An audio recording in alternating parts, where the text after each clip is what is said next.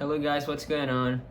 Um, Today I'm gonna be doing a double review. I'm gonna be talking about these two books here, Economic Sophisms by Frédéric Bastiat and Reflections on the Formation and Distribution of Wealth by Turgot.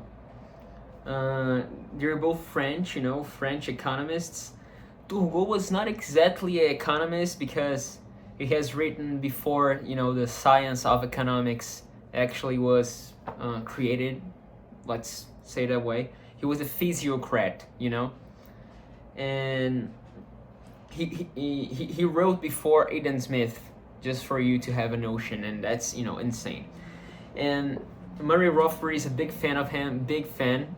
I've known him through Murray Rothbard, and this book is actually very, very good, very interesting, especially when you see that he was written in the book. I was saying when the book was written, because just a parenthesis, as we say here in Brazil, because the book is a masculine word in Portuguese. That's why I said he was written.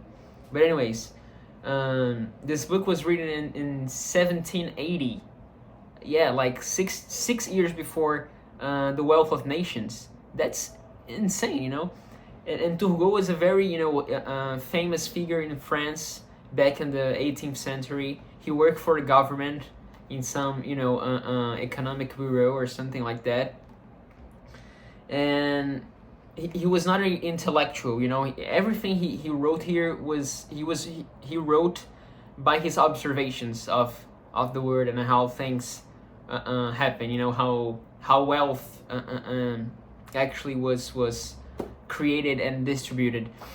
And the two main points that I find interesting about him is regarding currency, the coin money, and how can I say that, the structure of production, his analysis. So about currency, it's interesting to see that he kind of did a regression theorem that was made by Menger and no, I don't think it was Menger. I think it was Mises. I knew that Mises did, but I didn't know that if Menger did too. I don't know. I'm sorry, but I know that Mises did this regression theorem. Like money was, in the first place, a commodity as any other, but he has some specific characteristics, like physical characteristics. He says intrinsical characteristics, but I think that's what he want to say is the characteristics of the good, of the material. And just as Menger also talks about in his book The Origin of Money, but he wrote 100 years before him. And because money has these attributes, people used it money because precious metals has these attributes. People started using them as money, so it has a relatively high value per unity of weight. It's easy to carry, it's easy to divide, it conserves its characteristics for a long period of time. It's not perishable. I don't think that's the word, but it how can I say that? It's durable. It's a very durable good,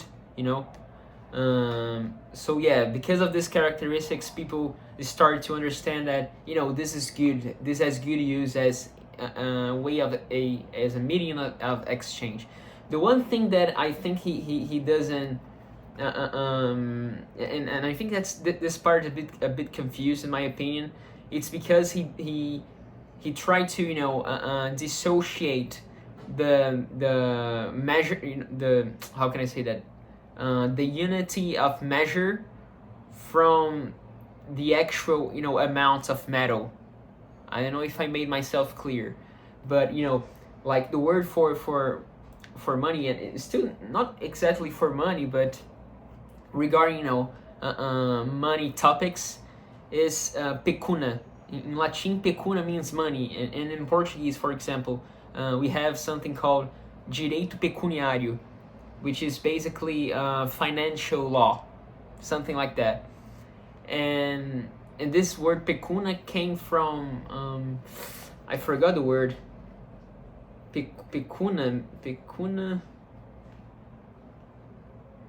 I forgot the word, but pecuna came from a Latin word that means sheep, literally sheep. It's a commodity. So money is started as a commodity, but Turgot seems to understand that the name or the measurement is not necessarily connected with the actual currency, the actual money, and I think he says that because of the process of degradation and destruction that the governments made upon the money throughout the centuries. That's why I think he says that. But anyways, he has a huge merit of understanding why precious metals and why some commodities are good for being a common medium of exchange and others are not.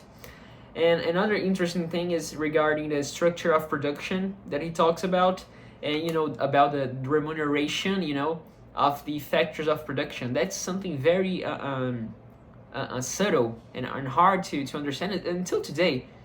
I think the first guy that actually talked about it like in formal terms and a complete theory was Bombaverk. Again, more than 100 years after him. But he has this understanding about how the value of the things, of the factors of production. He doesn't use this term, this expression, factor of production. But anyways, it relies, in the value of the final product that this factor will render, will produce. That's not, it seems easy today to understand that, but it's actually not that easy. And when you see, all the economical cycles and all that, and inflation, we started like in the tulips bubble in Holland in the 17th century, early 17th century, 1630, not early, like on the years 30 of the 17th century. Some tulips were more expensive than the land, the amount of land that they were being produced. That's insane. That's insane to think about. And yet it happened, in this context of inflation and monetary expansion and speculation and all that.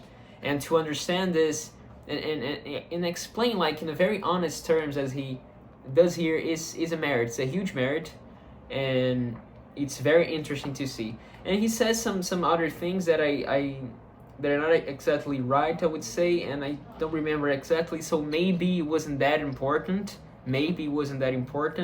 Otherwise it would caught my eyes a little more. But anyways, very interesting. I highly recommend everyone read Turgot, because it's a 250-year book about economics. He wrote before Adam Smith a small treatise about economics. That's a huge merit, and everyone must read Turgot. The other book that I'm gonna talk about in this video is Economic Sophisms by Frédéric Bastiat. And Bastiat is I love Bastiat. He's insane. He's he's so Joseph Schumpeter, he's not a big fan of Bastiat. He says that Bastiat was only a pamphleteer, he was only a journalist and no more than that, But the thing is, like people, each one has its own vocations, specialties and qualities, It's not every economist that's gonna be, a Bombaverk or a Mises or a Hayek or a Rothbard or Jesus Huerta de Soto when we think about theory of capital and theory of economic cycles and all that, or I don't know, like Menger, Wixel, this, very Jevons, Valras, Ricardo with the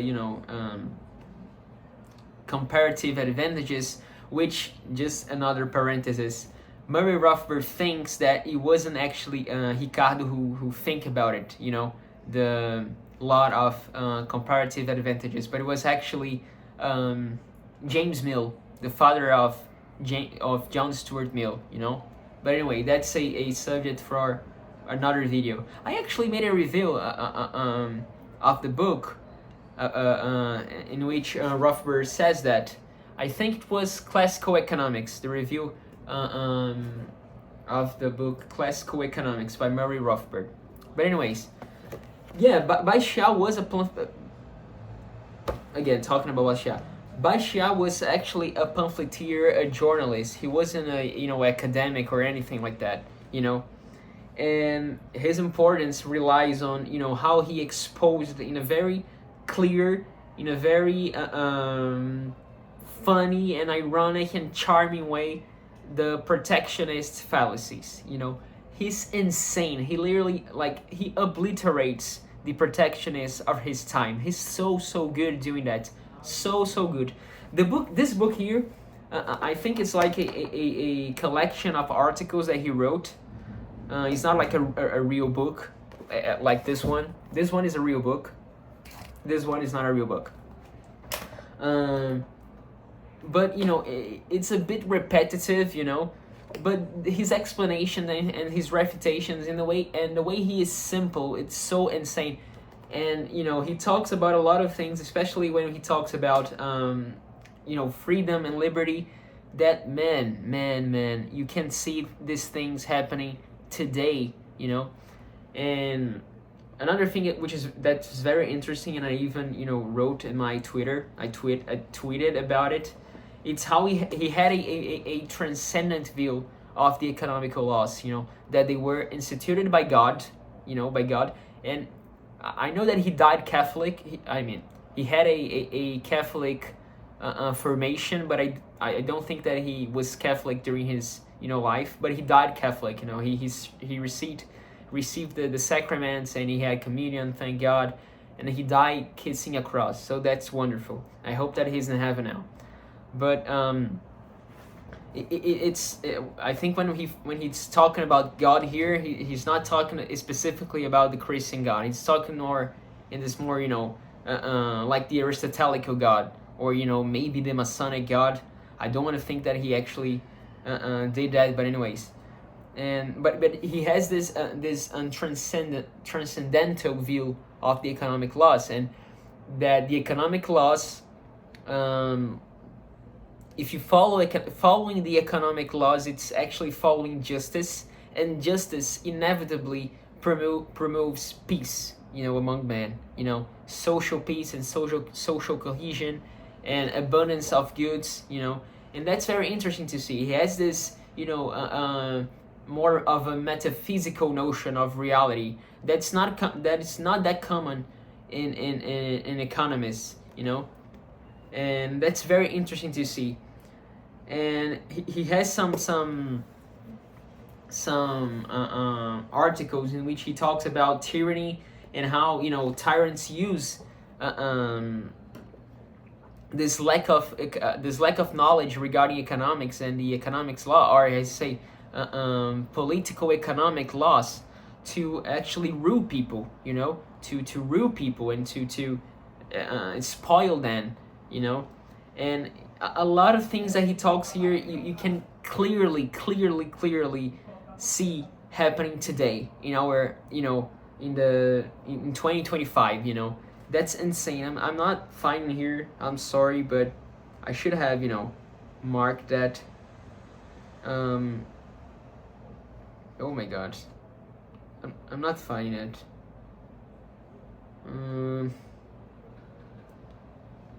Oh my god, where is it?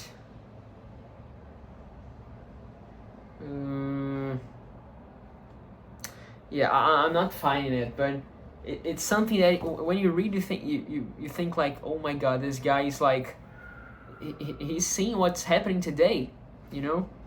It's insane. And I forgot to tell, he wrote in 18 I think it was 1830, 1840, so it was, 60 years after Turgot. I'm not finding it, the paragraphs that I found so interesting.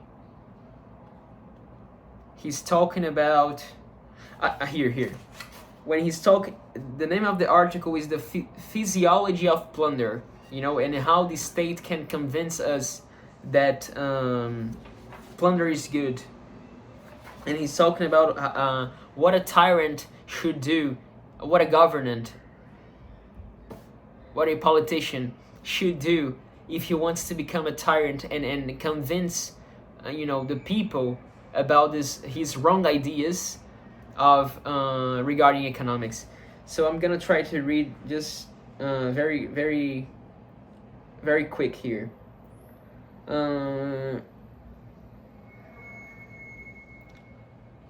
Here. For instance, men have a great need for education and morality, and I should make myself the source of both. He's talking about the politician that wants to be a tyrant. How do you do that? So the politician, he must make himself the source of education and morality for the people. So the law is not something transcendent or that is above everyone. No. The law is the one that is in the power. That's literally idolatry, But anyways, in that way I should guide as I wish the minds and hearts of my people. I should establish an indissoluble connection between morality and my authority. Authority. I'm reading like a Brazilian guy. Authority. So I should establish a indissoluble, a not a unbreakable chain of connection between morality and my authority. My authority, So I am morality. I'm the politician and the morality. Oh my God, that's a hard word to pronounce. By representing them as unable to exist without one another. So without me, politician, you won't have morality. Oh my God! Without being the politician, you won't have moral. You understood? So that if anyone dared to raise a tabooed question, the whole of society, which cannot survive without morality, would feel the earth tremble beneath its feet and would turn its wrath upon this rash innovator. When things reach such a point, these people would eventually belong to me more than if they were my slaves. Because you are taking not people like physically, you are taking their imagination, their vision of world, their mindset. That's Bastiat saying in 1830. The slave curses his chains, my people would bless theirs. Isn't that what we're seeing today in our society? People demanding for, strong government. And I should have succeeded in stamping the seal of servitude not on their brows, but on their very hearts and consciousness. So he will stamp the seal not on their brows. I don't know what their brows is. I think it's like eyebrows. Anyways, not like in anything like exterior in your body, but in your heart and your consciousness. That's Bastiat writing in 1830. Public opinion alone can knock down such an edifice of equity, but where is it to begin if everyone's stone is tabooed? This must be the work of time and the printing press. Yeah, that's Bastiat. I'm not gonna talk about the economics of this book because, as I said, it's very simple. He's very good at exposing fallacies, and we can see where Henry Hazlitt, Murray Rothbard, Walter Block got their own style. They got from this guy here. This is the one who started refuting poor economics publicly, you know. This was a guy, mad respect for him, and he has a lot of interesting stories, you know. He also sometimes, like, he made like fictional stories to, you know, expose how absurd, you know, the protectionists arguments were. And anyways, that's very nice, very nice. Just to talk about one, the one that I, you know, like the most, let's say, it's called Right Hand, Left Hand, and which, you know, a guy he is the counselor of the king, and he instructed the king to forbid people to use their right hand to work. So you would need more people, and you would employ more people, because if people only use the left hand, they would have, you know, more. It would be way harder, and they would need, there would be more people necessary to do it. Oh my God, it would be necessary more people to perform the same function, and he goes on, like, but eventually people will, you know, start to feel more comfortable working with only their left hand, and we could, you know, forbid them to use both hands, and they would only use their feet now. And when they master the art of, you know, working with only their feet, we could, you know, chop their feet and their hands off, and they will work only, you know, with their mouth. And you know, that's the insanity of the protectionist arguments of actually making things harder for people, you know, via tariffs and regulation on imports, you know, or subsidies, for example, which is more a little more subtle. And he talks about subsidies here too, a little less, but he talks about that too. So yeah, that's it. 22-minute long video. I'm sorry, I get excited when I talk about economics. But anyways, feel free to let a comment down here if you liked or not this video. And yeah, bye bye guys. Have a good one.